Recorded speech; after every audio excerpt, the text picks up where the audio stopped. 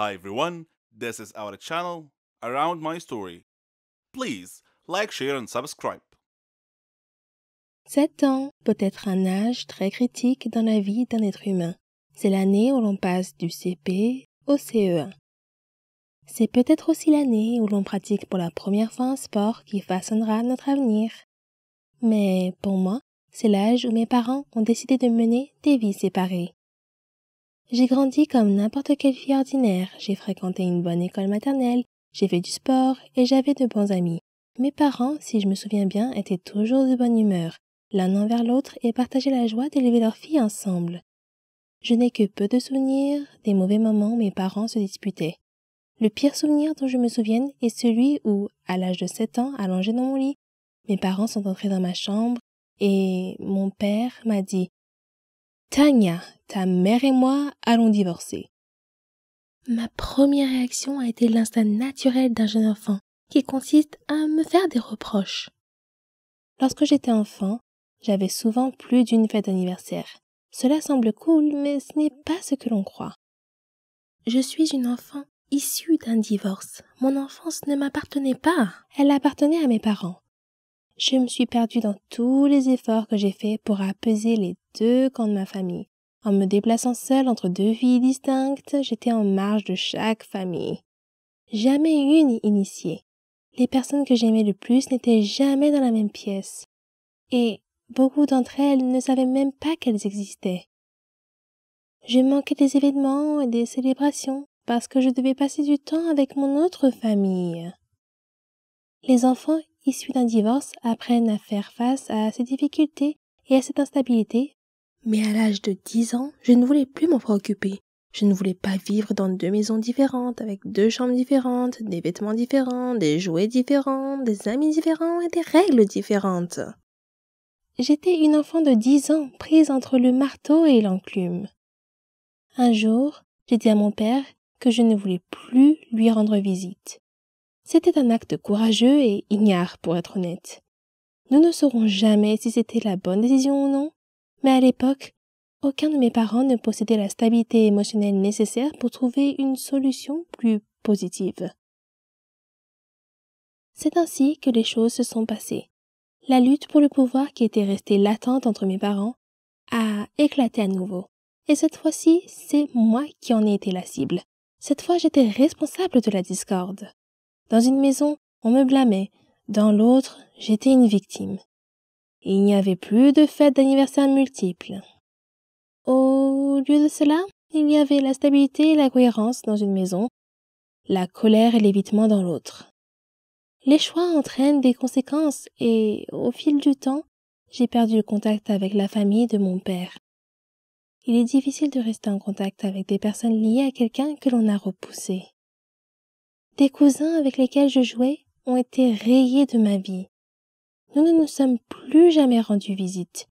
Était-ce parce qu'il était préférable de garder les liens coupés? Ou était-ce ma punition pour avoir été une horrible enfant? Tout ce que je connaissais, c'était le silence et la perte. Au début de mon adolescence, ma mère s'est remariée et j'ai rencontré de nouveaux cousins. J'ai appris de nouvelles traditions de Noël et je me suis assise à la table avec des nouveaux enfants. Au lieu de reballoter d'une famille à l'autre, la vie s'est stabilisée. Même si je n'avais des nouvelles de mon père qu'une ou 2 fois par an, la vie était relativement stable. Mais les choses ont changé à nouveau lorsque ma mère et mon beau-père se sont séparés au cours de ma première année d'université. Je tentais de rester en contact avec les membres de ma famille chaque fois que je rentrais chez moi pour les vacances. Encore une fois, j'essayais de faire plaisir à tout le monde, alors que l'anxiété envahissait mes pensées. Avec qui dois-je passer le réveillon de Noël? Dois-je rendre visite à telle ou telle famille? Seront-ils offensés si je ne prends pas le temps de les voir? Seront-ils offensés si je n'apporte pas de cadeaux? J'aurais aimé que tout le monde vienne me rendre visite. Mais cela n'aurait pas très bien marché chez ma mère. Au lieu de cela, j'ai rendu visite à tout le monde par mes propres moyens, en apportant des petits cadeaux bien pensés que j'avais achetés avec mon budget d'étudiante. Je faisais la causette et me sentais étrangère. J'étais toujours l'invitée gênante, jamais l'hôte chaleureuse. Pendant les 10 années qui ont suivi ma sortie de l'université, j'ai vécu loin de chez moi. Pas un seul membre de mes 4 familles à l'exception de ma mère, n'est venu me rendre visite, ne m'a appelé ou n'a même fait savoir qu'il passait en ville. Pourtant, chaque fois que je rentrais chez moi pour Noël, je programmais des visites, j'achetais des cadeaux et je prenais le temps de voir autant de personnes que possible. Je faisais cela pour qu'ils se sentent bien, pas moi. Il y a 2 ans, j'ai déménagé et je vis désormais à moins d'1 journée de route de mes 4 familles, de leurs nouveaux conjoints et de leurs jeunes enfants. Nous sommes tous connectés sur Facebook, mais ma mère est toujours la seule personne qui m'appelle ou me rend visite. Lorsque j'entends dire qu'un membre de la famille est passé par la ville mais n'a pas appelé, cela m'attriste. Mais je me rends compte qu'ils n'appellent pas parce qu'ils ne me connaissent pas vraiment. Pour eux, je n'ai jamais été une personne fixe. Je n'étais là que pour quelques Noëls par-ci et par-là. Bien qu'ils soient ma famille, je n'ai jamais été la leur. Ils ne savent pas qu'ils ne sont qu'une des nombreuses personnes réparties dans 4 familles différentes avec lesquelles je n'ai pas pu rester en contact. Parfois, le divorce nous disperse trop pour que nous puissions nouer de véritables liens familiaux durables. Cet été, je vais me marier et fonder une famille. J'essaie de ne pas avoir trop d'attentes. Je sais qu'aucune famille n'est parfaite, mais mon futur mari est le roi du contact avec les gens. Il est persévérant, charismatique, indulgent et loyal. Il m'apprend le sens du mot famille. Ensemble, nous apprendrons à nos enfants à se tendre la main avec compassion et à se soutenir mutuellement dans les moments difficiles. Je me languis de joie et d'amitié avec ma nouvelle famille et j'ai l'intention de faire tout ce qui est en mon pouvoir pour rester mariée. Je m'appelle Laura et enfant, j'avais besoin d'un amour inconditionnel. Mais au lieu de câlins et de sorties en famille, mes souvenirs les plus marquants sont ceux de querelles amères.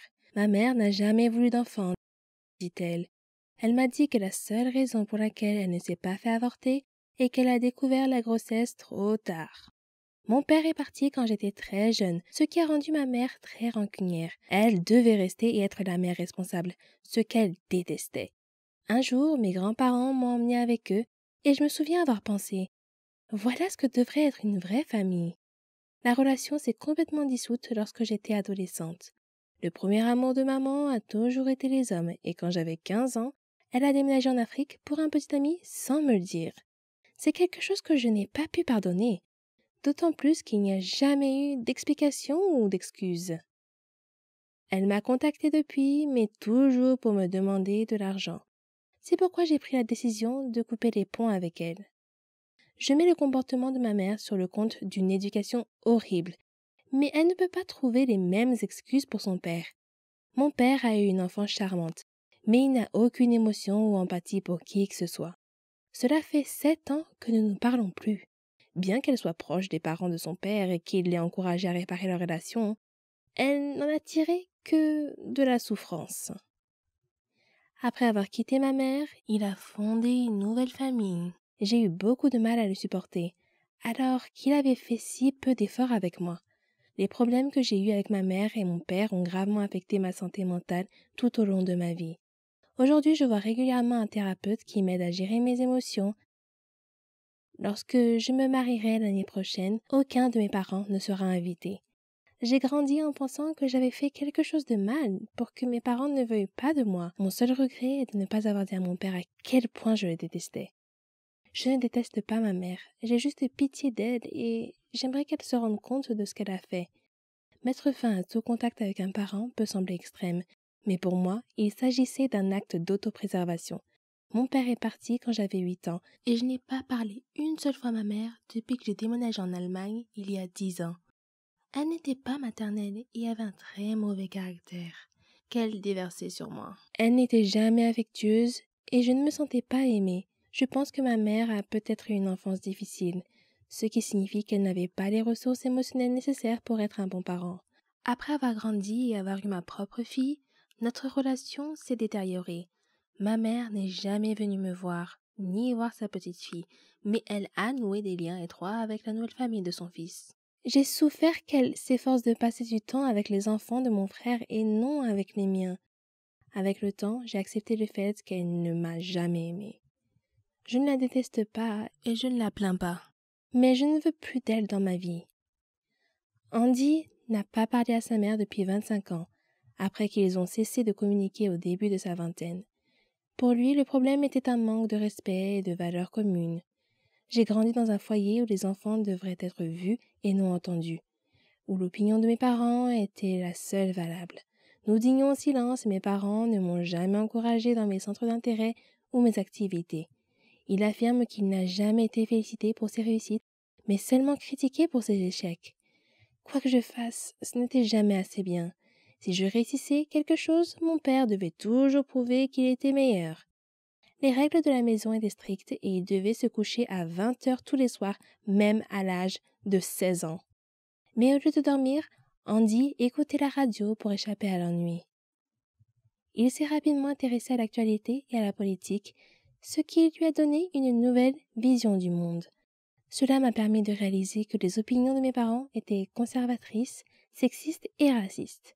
Je n'avais jamais le droit d'exprimer une opinion contraire à la leur, sous peine d'être renvoyée dans ma chambre. Cela m'a fait perdre le respect que j'avais pour eux. Andy et moi vivions dans la même maison, mais nous n'avions pas eu de conversation depuis plus d'1 an. Je ne peux pas dire que j'ai regretté de ne pas m'être réconciliée avec lui. Il n'était pas agréable à fréquenter. Quelques années plus tard, Andy a obtenu son diplôme universitaire et a acheté une maison. J'étais si fière, mais ma mère a trouvé que c'était horrible. Elle m'a dit que ça ressemblait à un HLM et m'a demandé pourquoi il voulait vivre dans un bidonville. Fur et à mesure que sa carrière avançait, elle devenait plus critique et le comparait constamment à son demi-frère. J'avais 21 ans et j'avais le sentiment d'avoir réussi, mais elle avait honte de tout ce que je faisais parce que cela ne correspondait pas à ses idéaux moralisateurs. Finalement, il a cessé de contacter ma mère et son frère et n'a jamais regardé en arrière. La décision n'a pas été difficile à prendre car nous n'avions rien en commun et il ne m'acceptait pas, ni mes choix de vie. Andy comprend pourquoi certaines personnes voient cette décision comme surprenante, mais il n'a aucun intérêt à entretenir une relation pour le plaisir. J'ai l'impression qu'il n'est pas bon de voir ses parents par devoir. Si tu n'as fait aucun effort pour construire une relation avec tes enfants, je ne pense pas que tu puisses t'attendre à ce qu'ils soient présents. Pour d'autres familles, la rupture est due au divorce des parents. C'est le cas de mon amie Hélène, qui a perdu le contact avec 2 de ses 4 enfants adultes cette année, après avoir mis fin à une relation émotionnellement abusive avec leur père. Depuis leur séparation en 2011, un long processus d'aliénation parentale s'est mis en place. Son fils ne lui a pas parlé depuis l'année dernière et sa fille cadette la fuit sur tous les fronts. Elle pense que son ancien partenaire a utilisé avec ses enfants les mêmes techniques de manipulation que celles qui ont détruit leur mariage. Une fois que les enfants ont grandi et qu'elle a développé sa propre vie et ses propres intérêts, son ex est devenu autoritaire et a essayé de l'empêcher de faire les choses qu'elle aimait. Au cours d'une période de manipulation qui s'est étendue sur plusieurs années, elle affirme qu'il a raconté des mensonges sur son comportement à des amis et à des membres de sa famille. Une fois, il leur a dit qu'elle était ivre et suicidaire et qu'elle avait disparu. En réalité, elle était allée au supermarché. Lorsqu'elle a rejoint un groupe local, il a dit à tout le monde qu'elle était folle et qu'elle voulait s'enfuir et devenir célèbre. Au fil du temps, la version de son mari a été crue et Hélène a commencé à se sentir étrangère à sa famille. Elle a malheureusement perdu sa mère il y a quelques années et son père a pris le parti de son ex. Le divorce a eu des répercussions importantes sur les enfants et les a marqués émotionnellement. Bien qu'elle s'efforce de se rapprocher de ses enfants, elle admet ne pas savoir ce que leur père leur a dit. Ils se disputaient toujours avant les fêtes et les célébrations pour l'empêcher de venir à l'événement. Il l'a également accusée d'avoir une liaison alors qu'elle ne l'a jamais trompée. Les relations avec ses 2 enfants, dont elle est séparée, sont devenues si tendues qu'elle n'a pas eu l'occasion de discuter de ce qui s'était passé. La seule explication qu'ils lui ont donnée est qu'elle ne se soucie pas d'eux ou qu'elle les traite comme des enfants. Bien que la perte de contact ait été une expérience extrêmement douloureuse pour nous deux, je ne blâme personne, ni moi, ni ma mère, ni Hélène, ni ses enfants. C'est la faute à personne. Je comprends très bien ce que les enfants d'Hélène ont ressenti. Ils sont comme des poissons rouges nageant dans un aquarium auquel on ajoute chaque jour un soupçon de couleur jusqu'à ce qu'ils commencent à voir les choses de manière différente. J'aimerais avoir l'occasion de renouer avec ma mère, mais je ne vois pas comment cela pourrait se produire. Pour l'instant, j'ai l'impression d'être à l'extérieur et qu'ils sont à l'intérieur d'une pièce vitrée. Ma mère, mon frère et surtout mon père me manquent beaucoup.